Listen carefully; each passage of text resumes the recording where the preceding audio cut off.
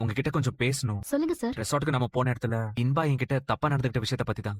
சத்தியமா சொல்ற ஆனந்தி, எனக்கு அவன் மேல துளி கூட விருப்பம் கிடையாது. பல வருஷமா அவ என்ன கல்யாணம் பண்ணிக்கோங்க மாமான்னு என்ன கேட்டுக்கிட்டே இருந்தா. நான் முடியவே முடியாது, எனக்கு அதுல விருப்பம் இல்லன்னு எத்தனையோ தடவை சொல்லிட்டு அவகிட்ட. ஆனா அதை புரிஞ்சுக்காம இப்படி அவ எல்லாம் மீறி நடந்துக்கிட்டா. ஆனா நான் இந்த தடவை ரொம்ப சீரியஸா என்கிட்ட இந்த மாதிரி நடந்துக்காதன்னு சொல்லிட்டேன்.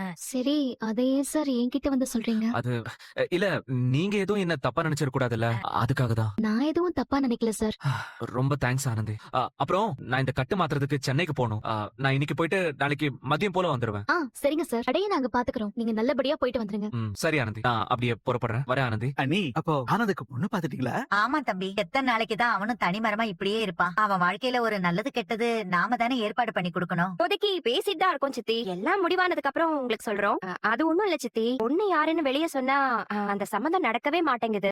ஒரு மாதிரி வயிறு எரிஞ்சு யோசிக்கிறாங்க. அதனால எல்லா சம்பந்தமும் தட்டி தட்டி போயிடுது. அதுக்காக தான் பொண்ணு யாருன்னு இப்போதைக்கு நாங்க சொல்லல. அக்கா, இப்ப யார் வயிறு எறியறான்னு சொல்றீங்க? அம்மா தாயே, நான் உங்க யாரையும் சொல்லல. பொதுவா ஊர் உலகத்தை சொன்னேன். அப்போ ஊர் உலகத்துல சொல்லி இருக்கணும். எல்லாரும் இருக்கிறப்போ பொதுவா வந்து எல்லாரும் வயிறு எறியறாங்க, அதனால கல்யாணம் தள்ளி போகுதுன்னு சொன்னா என்ன அர்த்தம்? அகிலா, இப்ப என்ன சொல்ல வர? நீ சின்ன பொண்ணு, என்ன எதிர்த்து பேசிட்டு இருக்க? என்ன சித்தி, நீங்களும் இப்படி வேடிக்கை பார்த்துட்டு இருக்கீங்க? அகிலா, கொஞ்சம் பொறுமையா இருக்க மாட்டியாமா?